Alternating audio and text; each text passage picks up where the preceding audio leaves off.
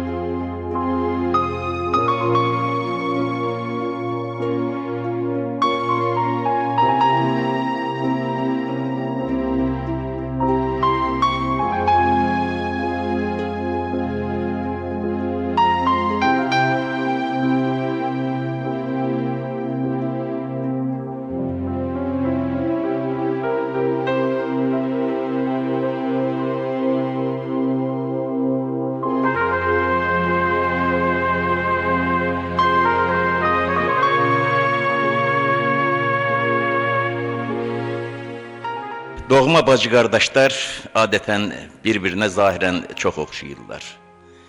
Dilində elə doğma qohum sözləri var ki, elə o bacı qardaşlar kimi bir-birinə bənzəyirlər. Əbədiyyət və ədəbiyyat kəlmələri bir-birinə çox oxşardı. Həm səslənişcə, həm yazılışca.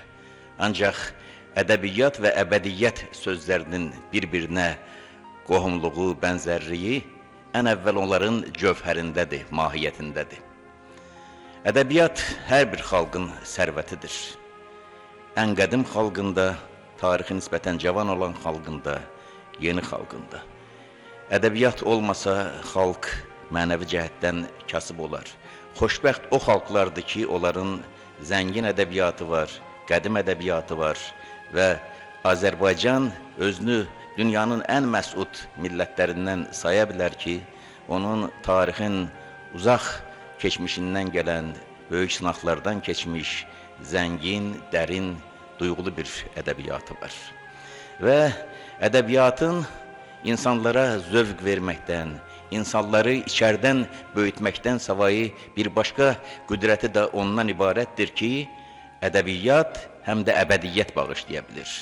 Ədəbiyyatı yaradanlara və ədəbiyyatı yaşadanlara əbədiyyət verə bilir. Və ədəbiyyatın bu da bir ayrı hökmüdür ki, bəzən bir misrası, bəzən bir beyti, bəzən bircə şeiri ilə də tarix o insana, o qələm sahibinə ölməzlik bağışlayır, onu bütün gələcək zamanlar içərisində yaşadır. Həmidə Raslı Azərbaycan ədəbiyyatının, Azərbaycan ədəbiyyatşünaslığının o müstəsna insanlarındandır ki, yaşayır və bütün gələcəklər içərisində də var olacaq. Həmidə Raslı hər bir insan kimi, hər bir Azərbaycanlı kimi burada, bu torpaqda dünyaya gəldi, yaşadı, işlərini gördü və günlərin birində karvanını çəkib getdi. Bu hər bir insanın aqibətidir. Ancaq Həmidə Raslı kimi insanlar böyük ədəbiyyata can-ı dildən və bütün ömürləri boyu xidmət eləmişlər də, ədəbiyyatın o əbədiyyət bağışlama gücündən pay ala bilirlər. Və Həmidə Raslı həyatını Azərbaycan klassiklərini bugünə qaytarmağı həsr etdi. Həmidə Raslı Azərbaycan ədəbiyyatına, Azərbaycan ədəbiyyatşünaslığına o zamanlar gəlmişdi ki, o ədəbiyyatı, o qədim köklərimizi, o əski sözümüzü bugünə çatdıranların sırası xeyli seyrəlməyə başlamışdı. Həmidə Raslı 1909-cu ildə doğulmuşdu, fevral ayının 23-də. Onun doğum günü Sovet 10 illəri içərisində bütün Sovet İttifaqının, o sıradan Azərbaycanın qeyd elədiyi bir böyük bayram idi. Sovet ordusunun günü idi. Ancaq müvəqqəti olan hər şey ömrünü yaşayır, gedir. Sovet İttifaqı da tarmar oldu, onun ordusu da getdi. Təqvimlərdə qırmızı rəngə boyanan həmin bayram da unuduldu. Yeni zaman ayrı bayramlar yarattı. Ancaq Həmidə Raslı'nın doğum günü bugün də Azərbaycan üçün bayram olaraq qalır. Onun ordusu söz ordusuydu. Elə bir ordu ki, o ordu əbədi ordudur və heç vaxt onun hakimiyyətinin sonu olmayacaq.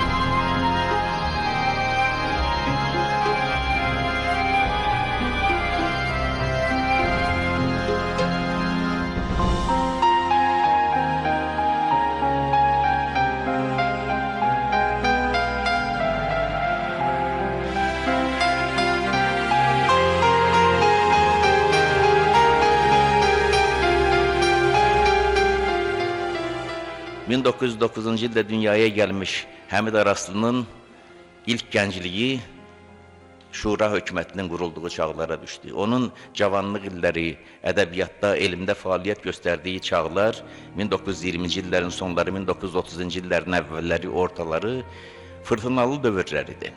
Həmin dövrlər çox böyük şəxsiyyətləri aldı apardı. Böyük ədəbləri, qələm sahiblərini, o sıradan o bizim köhnə ədəbiyyatımızı, yeni ədəbiyyatımızı araşdıran qiymətli insanları. Sovetlər gələndə 1920-ci ildə onun ilk qurbanlarından, ilk fədalarından biri böyük Firidun bəy Köçərli oldu.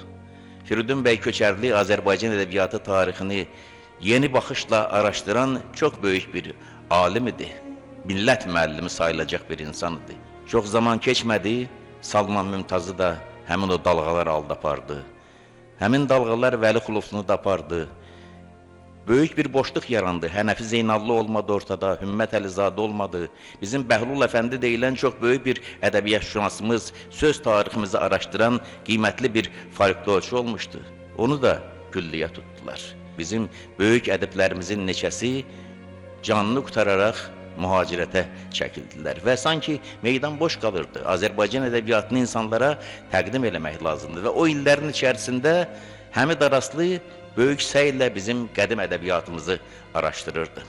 1936-cı ildə Həmid Araslı orta məktəblər üçün Qədim Ədəbiyyat adlı dərslik yaratmışdı. Orta məktəblər üçün ədəbiyyat müntəxabatı tərtib eləmişdi. Həmin o qədim ədəbiyyatın məktəblərdə tədris olunması üçün proqramlar hazırlamışdı. 1937-ci ildə o da növbəti qurbanlardan biri ola bilərdi.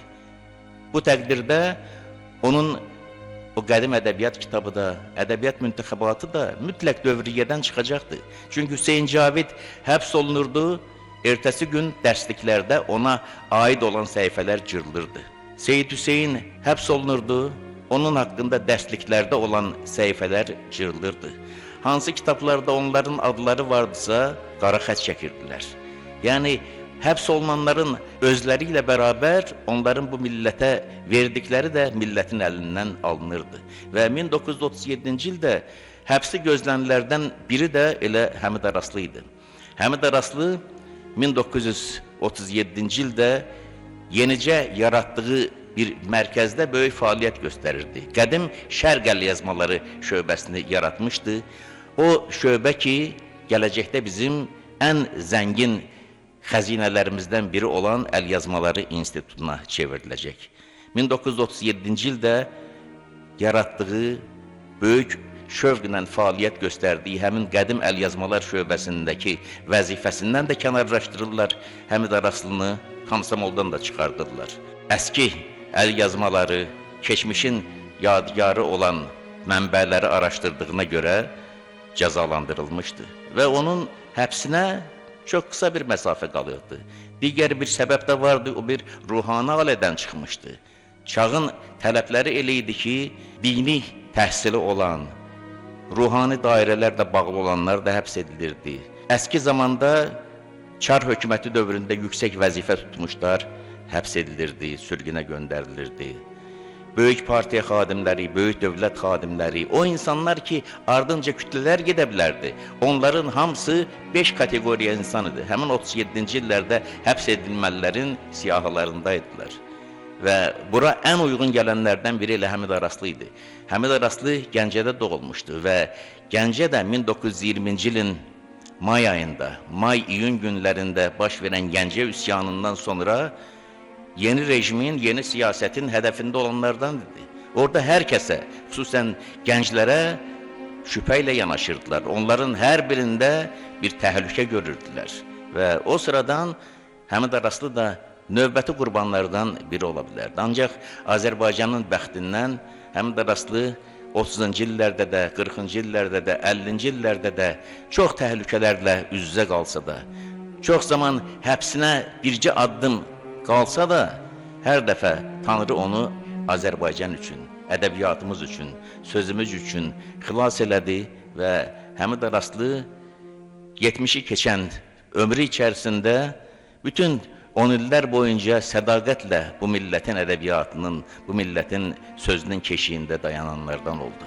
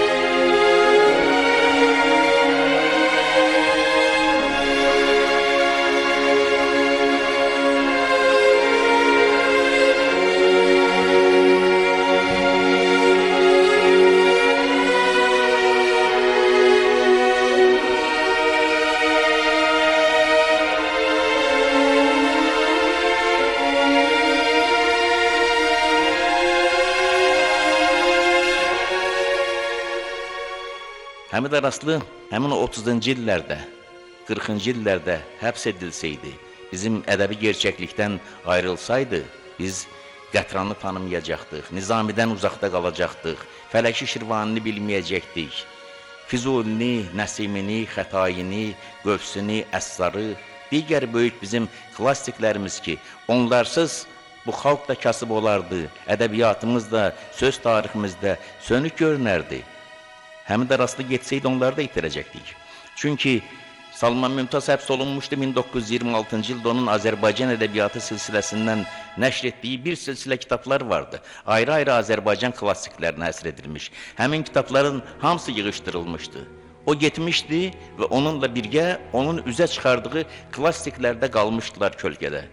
Və heç kəs bilmirdi ki, onların xalq düşməni elan edilməsi hansı gələcəyə qədər davam eləyəcək. Əgər 1950-ci illərin ortalarında nəhayət ki, o girdabdan Sovet İttifaqı, Azərbaycan insanı, milyonlar çıxmasaydı, bəlkə də bu gedişat daha uzun olacaqdı və yeni nəsillər yetişəcəkdi ki, onların öz dünənindən, keçmişindən, irsindən xəbər olmayacaqdı. Və Həmid Araslı ömrü boyu bu irsə xidmət elədi, millətimizin kökündə dayanan əsərləri bu xalqa ərmağan etdi. Bugün Azərbaycan boyu saysız hesabsız beyrəklər var. Azərbaycan boyu saysız hesabsız Turallar var, Selcanlar var. Bunlar bizim ana kitabımızın, Kitab-ı Dədə Qorqud Oğuznamələrinin qəhrəmanlarıdır, surətləridir. Kitab-ı Dədə Qorqud Azərbaycan insanının ruhuna qarışmış bir abidədir. Ancaq bu abidəsiz qala bilərdik. Həmin abidəni də 1939-cu ildə sadələşdirərək və əski türkçədən müasir türkçəyə, müasir Azərbaycan dilinə uyğunlaşdıraraq millətə təqdim eləyən Həmid Araslı olmuşdu. Ancaq 1950-ci illərin başlanğıcında məhz Kitab-ı Dədə Qorquda görə Həmid Araslıya qarşı böyük həmlələr başlandı. O, hər şeyini itirə bilərdi. İşdən də kənarlaşdırmışdılar, cəzaların da hədəfində idi.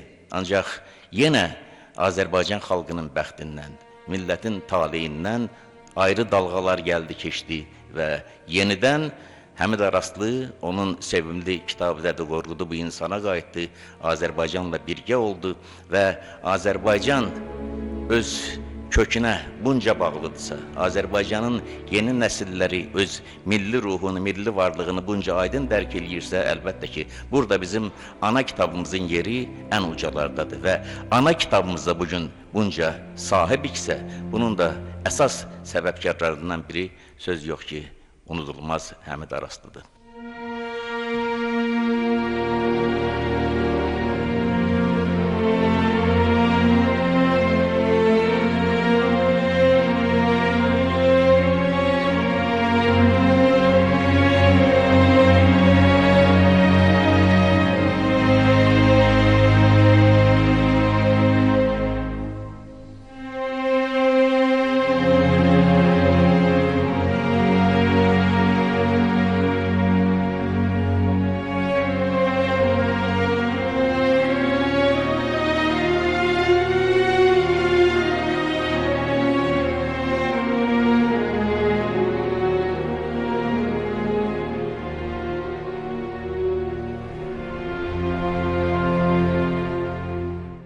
Həmid Araslıya Azərbaycan insanı çox borcludur.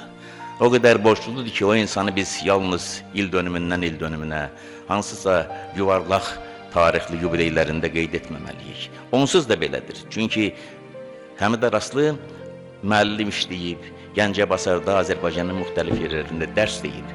Ancaq o həmin nadir müəllimlərdəndir ki, hətta dərs demədiyi insanların da müəllimidir. Çünki onun yazdığı kitablar Azərbaycan boyu məktəb-məktəb, kitabxana-kitabxana, ev-ev dolaşıb və insanlar o kitabları oxuyaraq dərs alıblar. Milləti tanımaq dərsini, milləti sevmək dərsini.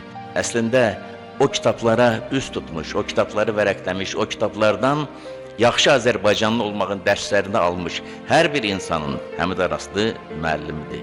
Ona görə bugün biz unudulmaz Azərbaycan müəllimini, unudulmaz millət müəllimini, böyük alimimiz Həmid Araslını anırıq. Onun övladları var, yetirmələri var, onun yolunu tutub gedən insanlar var. və bu məkanda toplaşmağımız da çox rəmzidir. 1939-cu ilin noyabrında məhz bu məkanın Nizami Gəncəvi adına muzeyə çevrilməsi qərarı verilmişdi. Və burada ilk çalışanlardan, bu muzeyi yaradanlardan, Nizaminin məbədinin qurucularından biri və ilkinlərindən biri məhz Həmid Araslı idi. Nüşabə xanım Araslı, övladı Həmid Araslının buradadır. Həmin uşaq imiş o dövrdə, həmin günləri xatırlayır. Deyir ki, anam həmişə gileylənirdi ki, səhər gedirsən, toz torpaq içərisində gəlirsən. Sanki heç alim deyil, müəllim deyil, bir araşdırıcı deyil, sanki bir inşaatçıdır. Burada inşaatçılarla bir yerdeydi. Hər gün bu tozun torpağın içərisində diqqət eləyirdi ki, Azərbaycan ədəbiyyatına yaraşan bir gözəllikdə muzey ortaya çıxsın.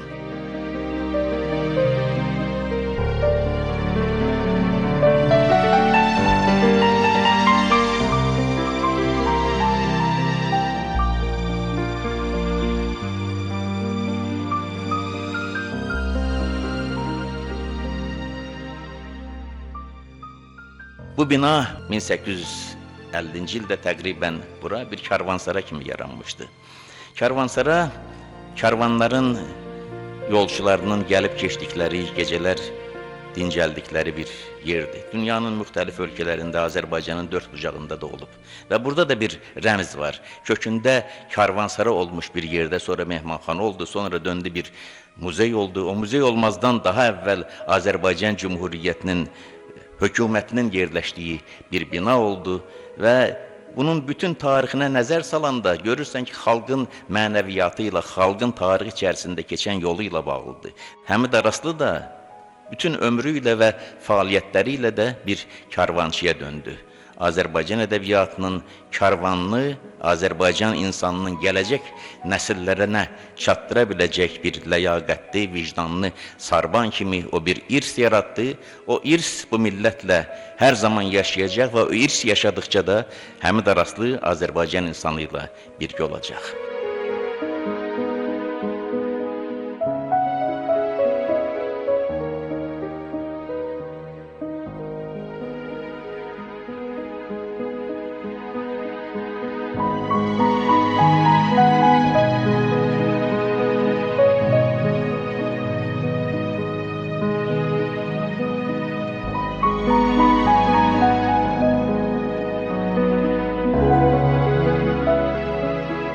Və mən bugün istəyirəm ki, Anar müəllimdən başlayaq. Anar müəllim böyük düşüncə adamımız, böyük ədibimiz öz yerində, amma taleyinin bir çox illəri və yaradıcılığının bir sıra istiqamətləri o sıradan Kitab-ı Dədə Qorqudla bağlı araşdırmaları bilavasitə Həmid Araslının ömrü boyu böyük idealı olmuş bir əsərlə bağlıdır və istərdim ki, Anar müəllim bu axşam içində düşüncələrini bölüşsün. Çox illər bundan qabaq mən Həmid müəllim haqqında bir esse, bir məqalə yazmışdım. Onun adı belə idi: Ədəbi xəzinəmizin xəzinədarı. Doğrudan da Həmid müəllim min illik Azərbaycan ədəbiyyatının ən dəyərli xəzinədarlarından biridir. Bu ədəbiyyatın ən böyük tədqiqatçılarından biridir və bu ədəbiyyatın ən cəsur qorucularından biridir. Çünki bu ədəbiyyatı tədqiq eləmək, üzə çıxarmaq, şərh eləmək, çap eləmək bir şeydir. Onu qorumaq, nadan hücumlarından, bəzən siyasi danoslardan qorumaq başqa bir şeydir. Və Dədə Qorxuda hücumlar olanda, haqsız hücumlar olanda, Həmid müəllimə də bu hücumların zərbəsi dəymişdi. Həmid müəllimin Azərbaycan ədəbiyyatı tarixində, Azərbaycan elm tarixində rolunu böyük minnətdarlıq hissi ilə xatırlamaqla bir yerdə mən şəxsən mənə olan onun yaxşılıqlarını xatırlatmaq istəyirəm. Çünki mənim ən çox sevdiyim Azərbaycan ədəbiyyatında əsər Kitab-ı Dədə Qorquddur. Və Kitab-ı Dədə Qorqudu da mən 14 yaşında ilk dəfə Həmid Araslının nəşr etdiyi kitabdan oxudum. O kitabla tanış oldum və ömrüm boyu Dədə Qorqud mənim həyatımı müşahidə edir. Və ilk oxunuşda mən Dədə Qorxudu bir film kimi görürdüm. Nə səhnə əsəri kimi, nə opera kimi, nə balet kimi, indi onlar da ola bilər, nə roman kimi, məhz kino əsəri kimi, çünki orada o çöllərin genişliyi, o yarışları, o çadırlar, o döyüşlər, o yarı köçəri, yarı oturaq həyat ekran tələb edirdi, ekran təcəssümü tələb edirdi. Və bütün bunları nəzərə alaraq mən bir ssenari yazdım. Əvvəl ssenari haqqında elə birinci studiyada dedilər ki, axı bu Dədə Qorxud pan-türkist əsərdir. Dedim, bunu Bağırov deyirdi, onu da güllələdilər. Ona görə də indi bu əsərə pan-türkist əsər deyən yoxdur. Sonra bir qorxudşünas, Allah ona rəhmət eləsin, onun da xidmətləri var, mən onun xidmətlərini danmaq istəmirəm. Amma 24 səhifəlik bir məktub yazdı ki, bunu çəkmək olmaz. Çünki bu başdan ayağa Dədə Qorxudu təhrif edən bir əsərdir.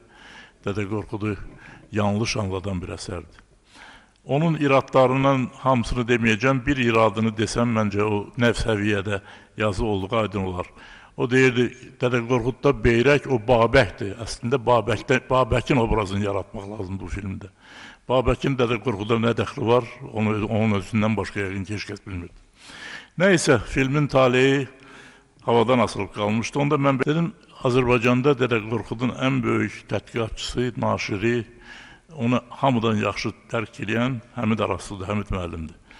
Ona verək ssenarini, oxusa, əgər o desə ki, yox, bu yararmır, mənim heç bir qeydim olmayacaq, bütün zəhmətimi də mən halal edirəm ki, çəkilməsin film.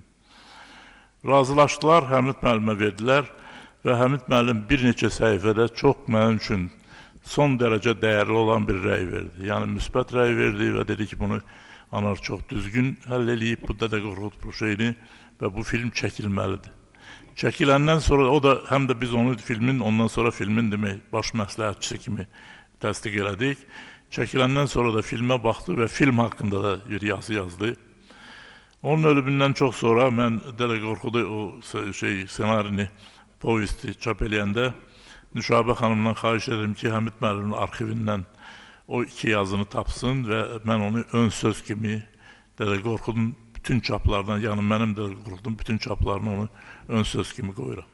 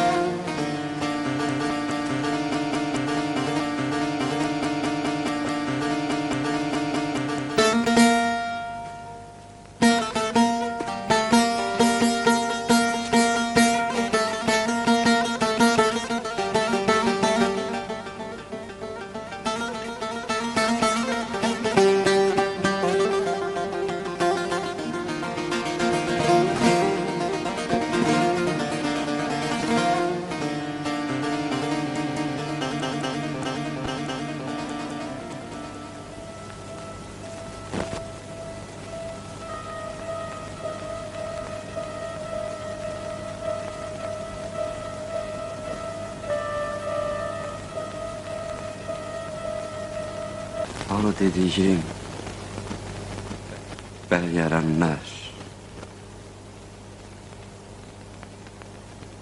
dünya mənim deyənlər, əcəl aldı, yer gizlədi, fanı dünya kimə qaldı? Gəlimli, gedimli dünya, son ucu, ölümlü dünya.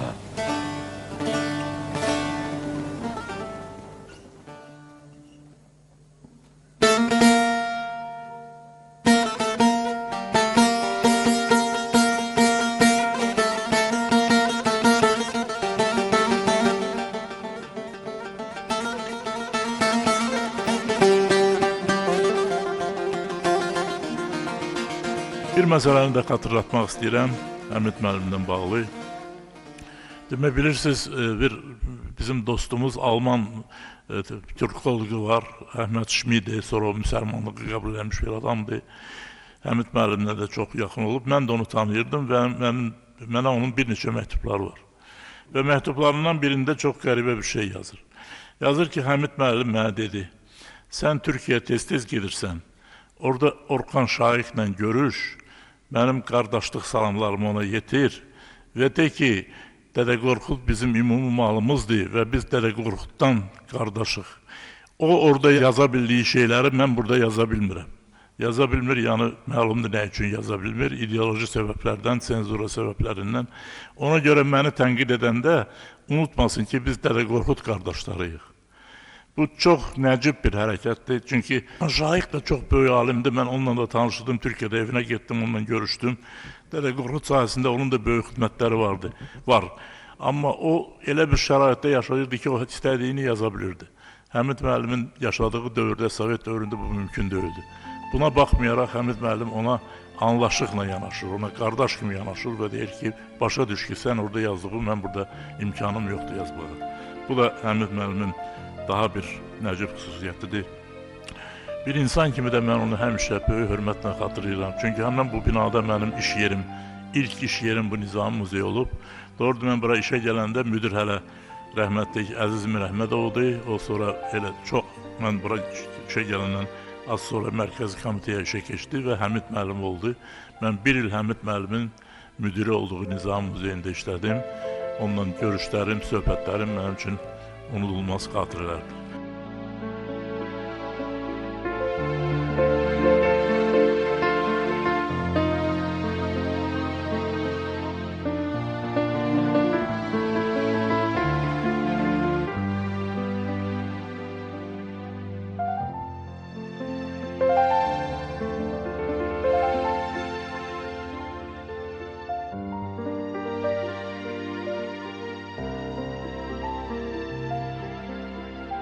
Amma kitab-ı Dədə Qorqud hekayətin etməyə dəyər. Çünki bunlar tarixin az adamın bildiyi, amma unudulmamalı səhifələridir.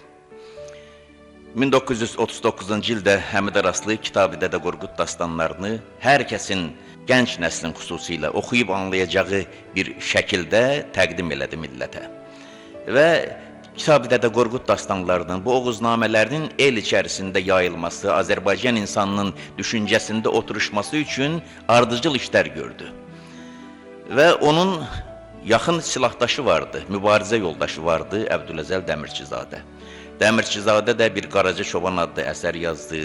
Kitab-ı Dədə Qorqud dastanların dil nöqteyi nəzərindən araşdırdı və sanki hər şey qaydasında gedirdi. Və Kitab-ı Dədə Qorqud dastanlarının, bu oğuznamələrin nəşrinin bu millət üçün çox vacib bir mənası var. Kitab-ı Dədə Qorqud dastanları belə başlanır ki, Peyğəmbər əleyhissalam zamanına yaxın Bayat boyundan bir ər qopdu deyirlər. Bayat boyu Azərbaycanlıların köküdür, əslidir. Məhəmməd Peyğəmbərin zamanına yaxın dövr 7-ci əsrin həndəvəridir. Bu bizim artıq şifahi ədəbiyyatdan yazıya köçürülərək yazılaşmış bir ədəbiyyatdır. Demək, bizim yazılı ədəbiyyatımızın, dilimizin, millətimizin tarixini ən azı 7-ci yüzildən başlamaq üçün bir qaynaqdır, mötəbər bir mənbədir. Və Həmid Araslı yalnız bir ədəbi abidə kimi də düşünmürdü bunu. Həm də millət quruculuğu nöqteyi nəzərindən yanaşaraq, millətin taleyində, millətin varlığında yeri olan təməl kərpiçlərdən biri kimi istəyirdi ki, bu abidə ayaq üstə dursun, Azərbaycan insanı ilə əl-ələ olsun, birgə addımlasın. Və Kitab-ı Dədə Qorqud oğuznamələrini Qoçaqki Sovetlər Birliyində ilkin araşdırmağa başlayan böyük alim Bartold olmuşdu.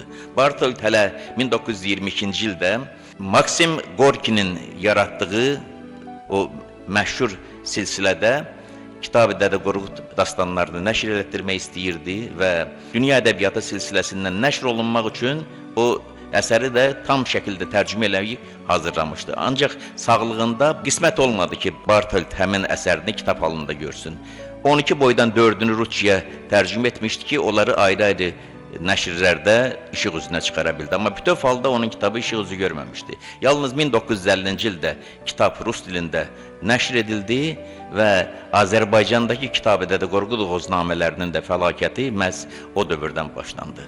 Unudulmaz yazıçımız Ənvər Məmmədxanlı mənə bir əhvalat danışırdı. O, Od içində adlı bir piyes yazıbmış. Ancaq o piyesi süründürürdülər, səhnəyə çıxması, oxunması, nəşri bir sıxıntılarla üzbəyiz qalmışdı. Ona görə Mərkəzi Komitənin birinci katibi o zamanda həlledici söz məhz Mərkəzi Komitədən gəlirdi. Mircəfər Bağırova müraciət eləyir.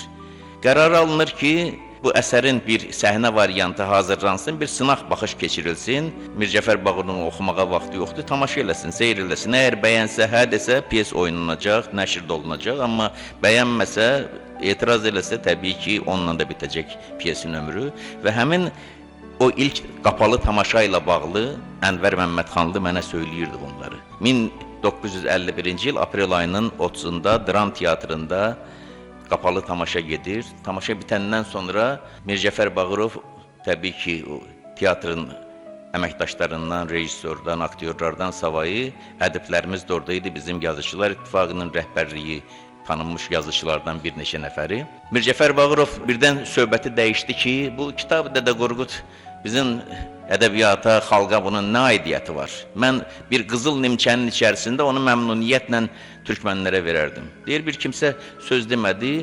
Ənvər Məmmədxanlı deyir, mən dedim ki, axı bəs orada Azərbaycanın yer adları var, Azərbaycanla bağlıdır bu əsər. Dedi, Azərbaycanlılar bəyəm at əti yeyirlər, orada qəhrəmanlar filanlar dastanın içərisində təsvir olunur ki, at əti yeyirlər. Falan deyib, bu söhbət oldu, keçdi, amma üstündən 2 gün keçməmiş may ayının ilk günlərində Azərbaycan yazıçılarının bir müşavirəsi keçirilir. Həmin müşavirədə Kitabi-Dədə Qorqud dastanları çox kəskin tənqidə məruz qalır. O müşavirənin nəticəsi olaraq Ədəbiyyat qəzetində məqalə dərc edilir, sonra Kommunist qəzetində məqalə dərc edilir. İyun ayında isə artıq Moskvada, 1951-ci ilin iyunda Moskvada Pravda qəzetində məqalə dərc edilir ki, bu əsərin elə Bakıdakı o yazıçıların müşavirəsində də, qəzetdə çıxan məqalələr də o cümlələr sözbəsöz qalmaqdadır. Deyirlər ki, iddia eləyirlər ki, Oğuzların Azərbaycana aidiyyəti yoxdur. Onlar bir işğalçı qəbilələrdir ki, gəliblər Azərbaycana. Azərbaycan dilinə yad olan bir dildə olan əsərdir. Həmid Araslı'nın da əsas günahlarından biri də ondan ibarətdir ki, süni şəkildə Azərbaycana aid olmayan o dili, üslubu Azərbaycan dilinə uyğunlaşdırıb və bu abidənin Azərbaycan xalqına aidiyyəti yoxdur. Bu hakim təbəqənin o dastanın içərisində təsvir olunan hakim təbəqənin, oğurların, soyğunçuların, quldurların haqqında olan bir dastandır və bu dastanın digər bir xüsusiyyəti də ondan ibarətdir ki, qardaş Gürcü və erməni xalqları ilə bizim aramızda ədavət yaratmağa hesablanıb, çünki onlar orada tənqid olunurlar, onlar mənfi baxımdan işıqlandırılırlar. Artıq müzakirələr başlanır, hədəfdə Həmid Araslıdır, hədəfdə Əbdüləzəl Dəmirçizadədir. İclaslardan birində, hətta iclası aparan, bu əhvalatı da mənə Nüşabə xanım söyləyib. İclası aparan Həmid müəllim qalxıb nəyəsə etiraz eləmək istəyəndə deyir ki, mən səni burada milislə çıxartdıraram bu iclasın içərisindən. Yəni, bu o deməkdir ki, yəni, bu artıq həbs gözlə qaş arasındaydı. Həbsinə artıq söhbət yox idi ki, bunu həbs eləyəcək, hər kəs gözləyirdi. Hər yerdən təcrid olunur və növbəti iclaslardan birində Mircəfər Bağırovun artıq nitqində var. Deyir ki, bu dastanı əvvəlki yazılarında, müxtəlif çıxışlarında tərif eləmiş Səməd Vurğun, Mirzə İbrahimov, Mikail Rızaquluzadə, Mikail Rəfli səhvlərini, yanıldıqlarını başa düşərək artıq başqa mövqeydədirlər, köhnə fikirlərindən vaz keçiblər, Kitabi-Dədə Qorqud dastanlarının həbliğinin əleyhinədirlər. Ancaq Həmid Araslı, Əbdüləzəl Dəmirçizadə fikirlərindən dəyişmirlər, əvvəlki mövqelərində qalıblar. Çətin zamanlar olub. Bunlar sadəcə bugün insanlara belə görünə bilər ki, hansısa bir alimi, hansısa bir yazıçını, ədibi, hansısa toplantıda tənqid elədilər. Haqqında qəzetdə hansısa məqalənin içərisində tənqidi sətirlər yer aldı. Amma belə deyildi. O insanların həyatı təhlükədə idi. ailələrinin həyatı təhlükədə idi. Həbs oluna bilərdilər, sürgün oluna bilərdilər, güllələnə bilərdilər. Çünki nümunələri ortadaydı. Onlardan əvvəl neçələrini həbs etmişdilər, sürgünlərə göndərmişdilər. Və təbii ki, o insanlar ki, həbs olunurdu, sürgünə göndərilirdi, üstünə xalq düşməni damğası vurulurdu, o insanların qələmindən çıxmış bütün əsərlər də ortadan gedirdi. Və 37-ci ildə ilk dəfə cəzasını alır, şərq əlyazmalarını, qədim Azərbaycan ədəbi mənbələrini tədqiq elədiyinə görə, o əlyazmaları topladığına görə işdən çıxardılır, Komsomoldan azad edilir. Artıq 1951-ci ildə Kitab-ı Dədə Qorqud dastanlarına görə qəbul edilməz bir şəxsiyyət kimi Azərbaycan gerçəkliyini, Azərbaycan güya ideoloji düşüncəsinə zidd olan qaynaqları araşdıran bir insan kimi artıq təxminən xalq düşmənləri cərgəsinə daxil edilir. Çox sarsıntılı illər olub. Mən qınamıram, o illəri mən araşdırmışam, o illərdə bir söz deyib sonra mövqeyindən dəyişənləri də. Həmid Araslı haqqında Kitab-ı Dədə Qorqud dastanları ilə bağlı yuxarıdan o təzyiqlər nəticəsində ideoloji baskıların yekun olaraq tənqidi məqalələr yazmışları da qınamıram. Dövr elə dövr olub, çətin bir zaman olub. Ancaq həmin dövrün içərisində Həmid Araslı kimi dəyanət göstərmiş, ləyaqətlə dayanmış, sona qədər mübarizələrini davam eləmiş insanların qəhrəmanlığını da biz sadəcə bir ədəbiyyatşünasın mübarizəsi kimi yox, bir vətənpərvərin mübarizəsi kimi dəyərləndirməliyik. Həmid Araslı ona görə də bu arxada qalan yol içərisindəki böyük şücaətinə görə Azərbaycan ədəbiyyatının çox incilərini, öz həyatını təhlükədə qoyaraq xilas elədiyinə görə ən böyük məhəbbətə, ehtirama layiqdir.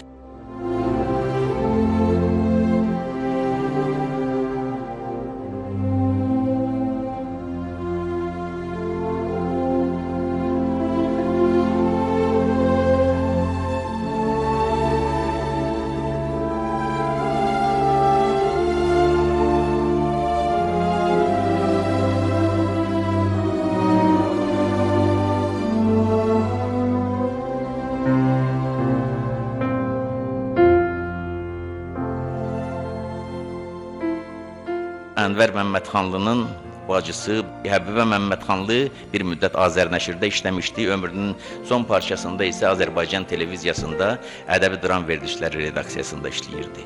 Danışırdı ki, Azərnəşirdə işlədiyim vaxtı burada günlərin birində dərsliklərin orta məktəb üçün ədəbiyyat kitablarının müzakirəsi keçirilir. Və orada Azərbaycanın tanınmış ədəbiyyatşünasları iştirak edirlər. Dərsliklərdə hansı şəxsiyyətlərin, hansı ədəbi simaların qalıb-qalmaması ətrafında söhbət gedirdi. Və bizim tanınmış ədəbiyyatşünaslardan biri qalxdı ayağa, dedi ki, Məhəmməd Füzulini bu dərsliklərdən çıxarmaq lazımdır. Çünki o imamları, peyğəmbəri, ayrı-ayrı hökümdarları vəsf eləyib, qəsidələr yazıb, belə bir ədibin, belə bir şairin bizim gənc nəslin tərbiyəsində yeri olmamalıdır, çünki bu zərərli bir örnəkdir. Hamı susur, Həmid müəllim qalxır ayağa. Həmid müəllim zahirən həmişə çox həlim, sakit, ucadan danışmayan və zahirində də, həyatının tərzində də xüsusi bir mübarizlik seçilməyən insandır. Ancaq belə həlledici məqamlarda, millət müqəddəratı ilə bağlı məqamlarda əlbəttə ki, susa bilmir, qalxır ayağa. Və deyir, rəngi qapaq qarmışdı, amma sözünü dedi. Dedi ki, Füzulini deyirsiniz çıxaraq. Amma Füzulinin Padişah-ı Mülk qitəsi də var. Padişah-ı Mülk hökümdarların əleyhinədir, zülmün əleyhinədir və deyir, misallar da çəkdi ki, Padişah-ı Mülk dinari, dirəm, rüşvət verib, fəth-i kişvər qılmağa eylər mühəyya ləşkəri. Göstərən saətdə dövrani fələk bir inqilab, həm özü fani olur, həm ləşkəri, həm kişvəri. Yəni, belə nümunələr çəkdi və dedi ki, Füzuli bizim ədəbiyyat dərsliklərimizdə qalmalıdır. Onun Azərbaycan dilinin gözəlliyini göstərən, Azərbaycan insanının ruhunun incəliyini göstərən şeirləri var, misallar çəkdi və deyir, Füzulidən bu dalğa yan keçdi.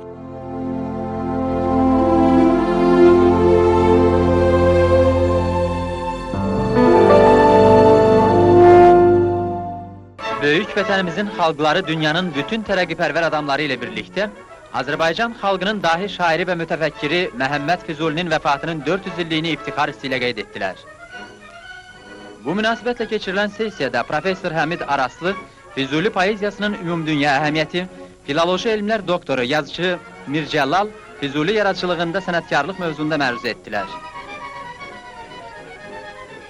Dahi söz ustası Füzuliyə həsr olunmuş yubiley plenumunu yazıcı Mehdi Hüseyin açdı.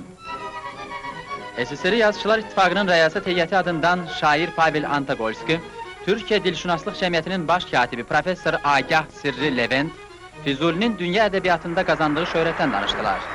İraq Respublikasının məşhur ədəbiyyatşünası Hüseyin Əli Məhfuz plenum iştirakçılarını məhəbbətlə salamladı. Nizami adına muzeydə Füzuliyə həsr olunmuş sərgini akademik Sumbatzadə açdı.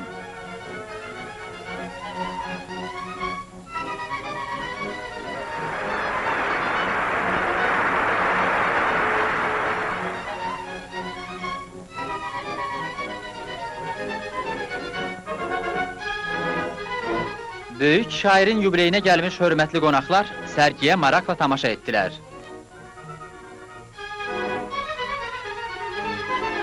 O illərin içərisində əgər qalxmasa, əks sözünü deməsə, müdafiə eləməsə, Füzuli də o bəd hücumun güdazına gedə bilərdi. Dərslikdən Füzuli çıxırsa, Nəsibi çıxırsa, digər şairlərimiz çıxırsa, demək gənc nəsildən onlar aralanırlar, yaddaşdan aralanırlar və Həmid Araslının ömrü boyu vəzifəsi ondan ibarət oldu ki, amalı ondan ibarət oldu ki, millətin yaddaşını hifz eləsin, yaddaşını qorusun. Həmid Araslı bir müəllim olaraq yolunu başlamışdı, müəllim olaraq da ömrünün axırına qədər həmin yolda sabit qədəm oldu.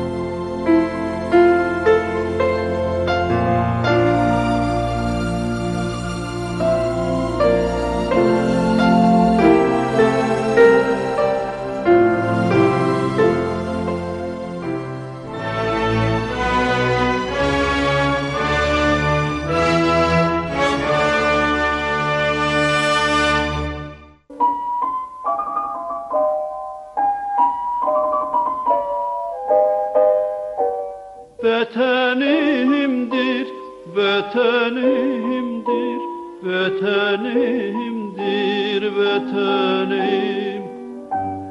Vətənimdir, vətənimdir, vətənimdir, vətənim.